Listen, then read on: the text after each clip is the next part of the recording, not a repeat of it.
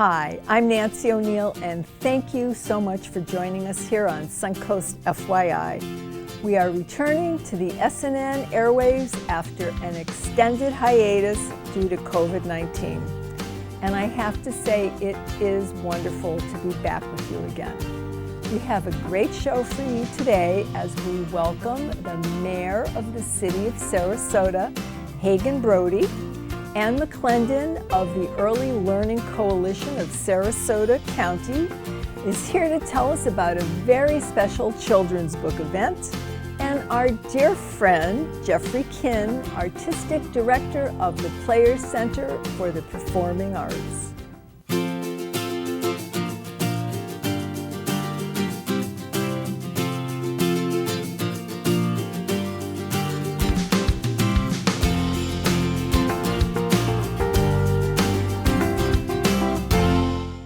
It is a pleasure to welcome our first guest, Sarasota Mayor Hagen Brody.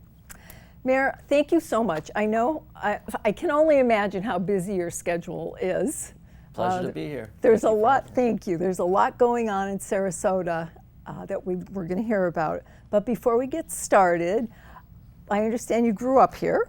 Yes, I did. Yeah? Proud Sarasota High graduate. Excellent, excellent. And did you stay here, or did you go away to school? I mean, went away to school and came back in 2012. I was a prosecutor for many years here, and then elected to the City Commission in 2017, and I've been mayor since the last election in November. Okay, that's quite a responsibility with all that's been going on. Now, it's been a tough year. So we're going to start with that before we get to our future goals for Sarasota, which you're going to share with us. COVID-19 has been just something that nobody could see coming. And I think we're heading in the right direction now. What are your thoughts on that? I think we absolutely are. It has been an unbelievably challenging year. And I think it's important we remember that it's been more challenging for some than others. But we are absolutely heading in the right direction, and that is due to the responsiveness of our community. A lot of people have been working so hard over the last year to get as many people the vaccinations that they need and want to get us back to normal. And the county health department and just local government has really been working overtime to make that happen, but we are in a great spot. Right now, as we sit here today, we have over 80% of our 65 and over seniors and vulnerable citizens vaccinated. Over half our population in the county is now vaccinated, and so we're moving quickly and we're moving forward fast. And I think we're going to be getting past this. We want to finish strong, of course, and we want people to continue to take the precautions they need to stay safe. But this, in my mind, this is an opportunity for us to come back stronger than we were before and more inclusive. And so we're trying to do everything we can to prepare for that time when people start to feel comfortable coming back out and enjoying the city of Sarasota again. Great. Now, the vaccines are open to what ages now? They're open essentially 18 and over. If you're 16 and over, there's availability as well. And what the Department of Health is doing is moving away from a registration system and more towards a come-as-you-are system that's more decentralized, which I think is just a huge step. The county has essentially exhausted the registration list.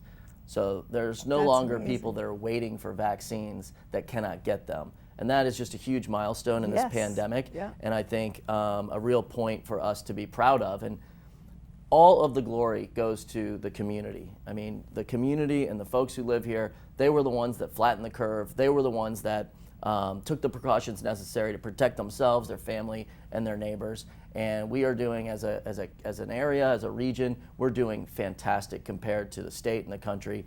And so we're looking forward, and we're excited to be at this point in this pandemic. I mean, it really is a marvel of modern medicine. Yes, absolutely. And I think we should all recognize that we are beating this pandemic faster than any pandemic of this magnitude in human history, and we should be thankful and proud of that. Absolutely. And, thank you. You're thanking everybody else, but thank you for your support, because without you leading us, we probably wouldn't be seeing what we're seeing. So, well, there's so many, it.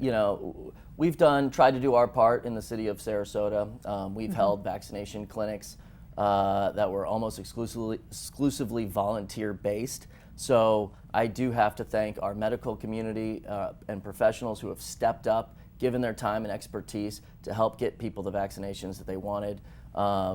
Chuck Henry over at the health department and his team are just doing an absolutely fantastic job. So there's a lot of hands on the rope, but it really is a community-wide effort that has gotten us to this point and will get us through the rest of this. Awesome, thank you.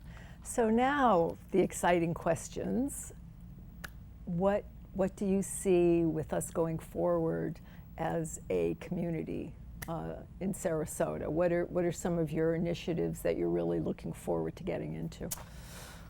Well, it's, I think, important for our city staff to be recognized, because the city work has not stopped during this pandemic. Sure. We've been continuing to provide city services in these difficult conditions, and now we're looking forward to bringing this community back and bringing it back stronger and more inclusive than ever. And I think that this is a unique opportunity for us to really strive for that. And so what we're doing is looking at how we can improve our common areas and our common meeting places like our downtown and St. Armand's to attract more people from more neighborhoods to bring everybody back together again. I mean, that's what it's going to be about over the next several months.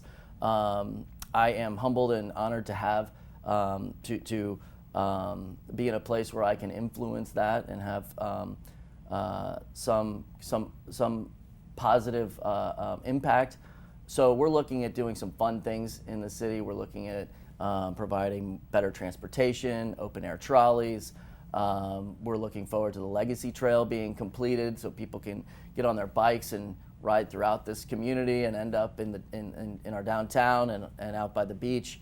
And so we have been working round the clock to make sure that when folks are ready and comfortable to come back downtown, they have more ways to do it, and we're including more and more people from our broader community. Awesome, awesome. Well, it has been a pleasure again meeting you, and thank you, and I can't wait to see what you do.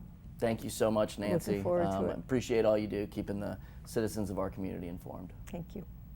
It was wonderful to have the mayor on, and we got through quite a bit, but he has a lot more to share with us, and he has agreed to come back next week and tell us about the rest of the plans and initiatives that he has for our great city of Sarasota. Hope you can join us then.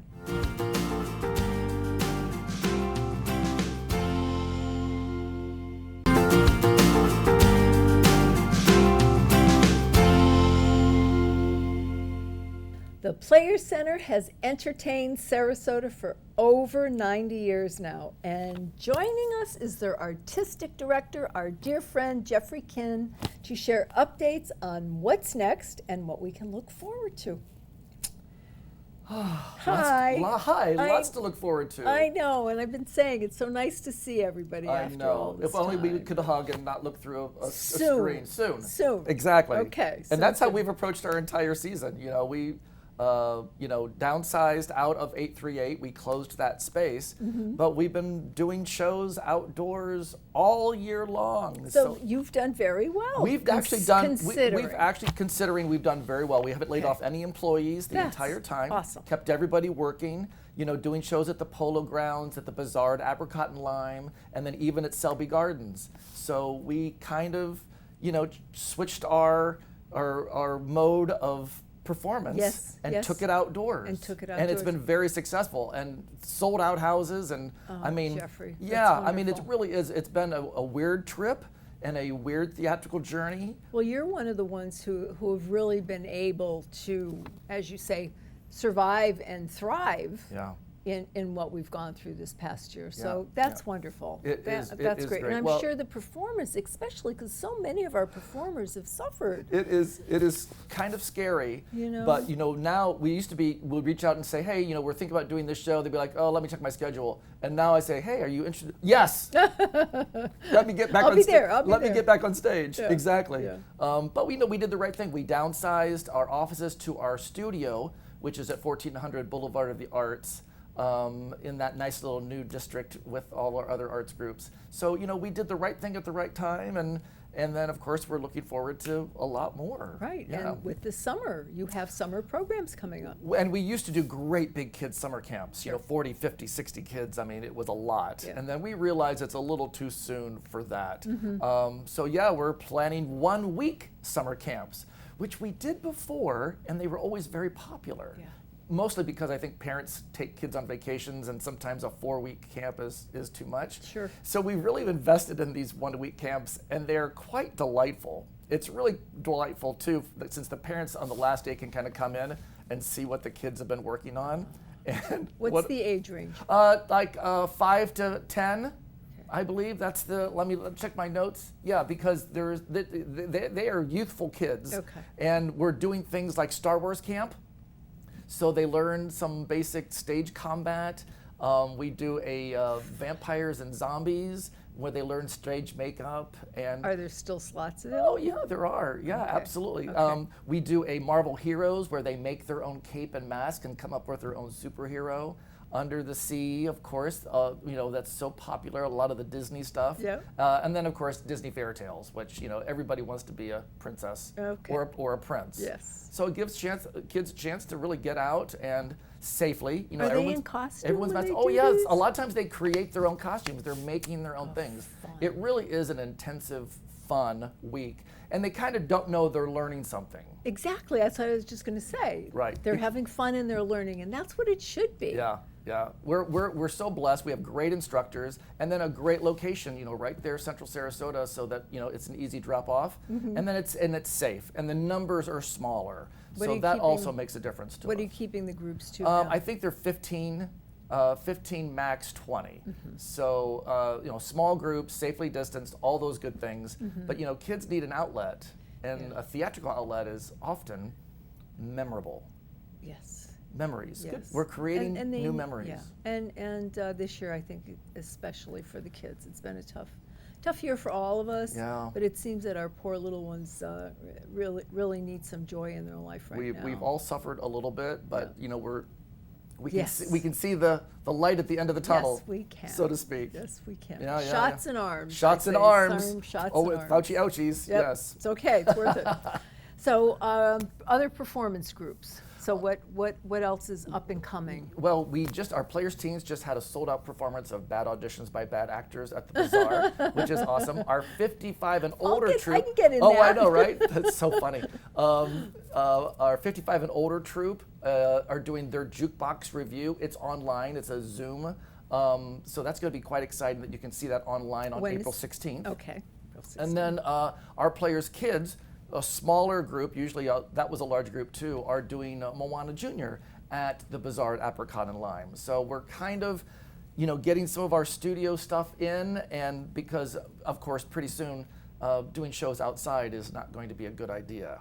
Yeah. We're not going to fight the heat and It will be a little warm. it'll be a Now- little warm. It'll be a little warm. Now, I know you have the kids, Yes. special groups. Do Yes. you have any other specialty workshops? Well, and that's where we really shine, because in the summertime we have a lot of local teachers who want to, kind of express themselves and teach things that are out of their normal curriculum. So we have actually for adults a burlesque class, which I think is kind of interesting. For those people that are wanting to express themselves Yes. in that way. And of course we have great tap instructors. We're even working on a dance fitness fusion class. So there's a little bit of dance. So so we're really looking at these times where we can get people out, get them active. Again, making sure that we're challenging people. People need to be challenged. Yeah. And do it in a fun way, and get a little exercise is never a bad thing. There you go. either. Now, 90 seconds? 92. I know. Anything special planned now that we've come out of this? Well, yeah, a lot, I think. We're gonna, I'm getting the rights to our shows. We're gonna be starting those in October. Okay. And then we're even thinking that our new temporary space is likely gonna be open maybe a little before then. So we're looking at some smaller things that we can do to kind of ramp into our space that's gonna help get us through our breaking ground at Waterside, which is, again, such an important aspect of the future of the players is Waterside, raising some of those funds. We hope to break ground in the spring of 2023.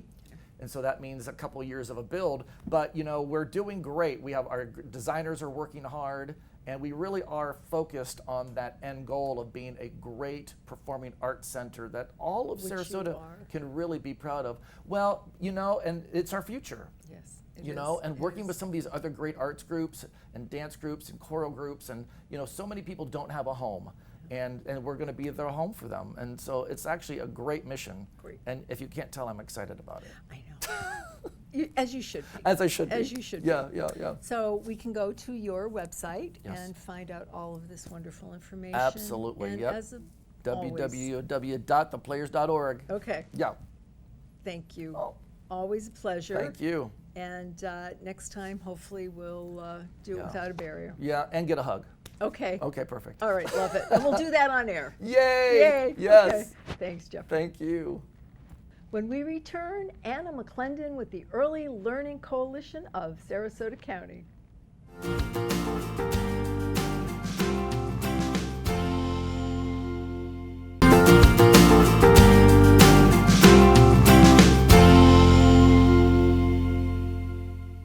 Thank you for staying with us. Anna McClendon is the Community Outreach Coordinator for the Early Learning Coalition of Sarasota County.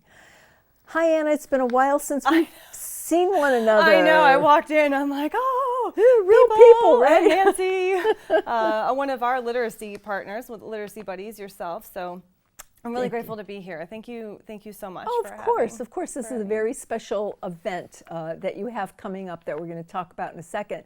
Sure. I'd like to know what your mission statement is, because it really leads right into what this event that you're going to have is You're all about.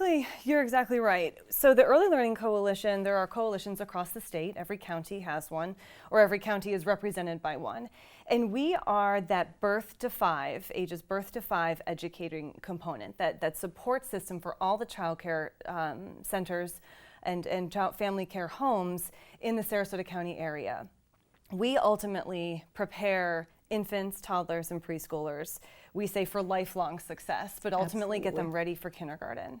And we, it's our hope and our goals is that every child that deserves an enriching early learning experience, not just when I got this job, they're like, don't use the word daycare. We're not caring for days. We are educating children, and learning really does start at birth. In fact, while the child is in the womb. Absolutely. And so that is our mission, and we are our own nonprofit, but we are really a support system for all the child care centers, teachers, professional development, you name it, for that education realm of birth to 5. Awesome, awesome. Now, the event that you have coming up is called Storybook Street. We try to keep that little, like the kids, weave the little ones in there, but it is April 24th. That's a Saturday from 9 to noon. Again, trying to keep within the time frame of little ones before nap. 9 to noon at Ed Smith Stadium. The Baltimore Orioles organization has been a huge component of this for the venue. It is so well known. It is a great Sarasota location where everyone knows where it is, and we are going to be outside, COVID very safe as we can be, outside in the parking lot, so right behind the stadium. Okay, so very large parking people lot. will drive through, walk up, or what? You bet. It is a drive-through event. All the families will stay in their cars the entire time. They will roll in on 12th, curve around, S-curve their way through all of the fabulousness, I call it. And then they will exit the event onto Tuttle. Okay, so while they're winding their way through, and when they reach you, what's at the end of the rainbow there? What do the kids get? The rainbow, there's pots of gold along the way. Okay. So they will pull in Hopefully there'll be balloons and banners and all things little young children.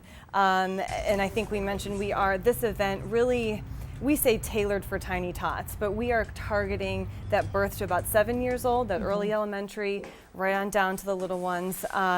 So it is designed for them. So everything, all the pomp and circumstance that they will see is really relating to them. So these cars, these families will pull in, and they will enter the lot. They'll be on the property grounds, but that will actually be like a pre-show area. And there will be roving storybook characters. There will be music component. We hope to have very New Orleans style jazz at the beginning, so the sounds of music come right at the beginning. They will turn around and there will be a very casual check-in, right? Just giving parents an idea of what to do and how we want it to be a slow crawl. We can't have a lot of And this is a free event. timing. Oh, you bet. Okay. Oh, you bet. In easy peasy, do not have to register, you do not have to RSVP. Okay. It is just show up. Just show up. Okay. And so they will go in and they will see, they will, hopscotch, we are placing vendors, if you call them, but these groups that we have partnered with to bring these books to life across the parking lot. So they will experience this particular book come to life and then get a copy of it. Experience the book come to life and then get a copy of it. Wow. And so they will receive books along the whole route and then a goodie bag at the end. That's so lovely. Now, where did this idea come from? Oh boy. dear? Bucket list. This is an ELC, Early Learning Coalition bucket list. Yeah.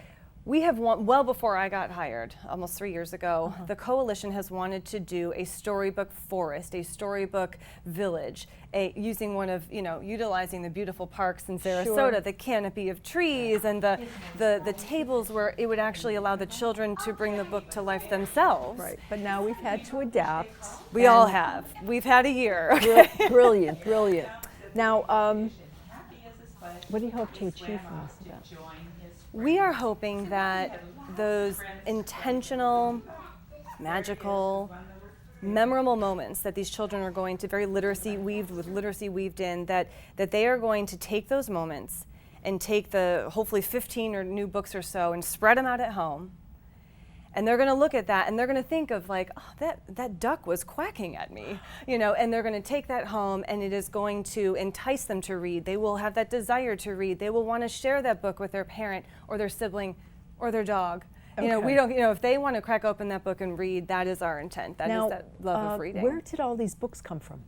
They are through the very generosity and gracious support of the Community Foundation, through the PNC Bank Foundation, through even locally here, Embracing Our Differences was a book donor.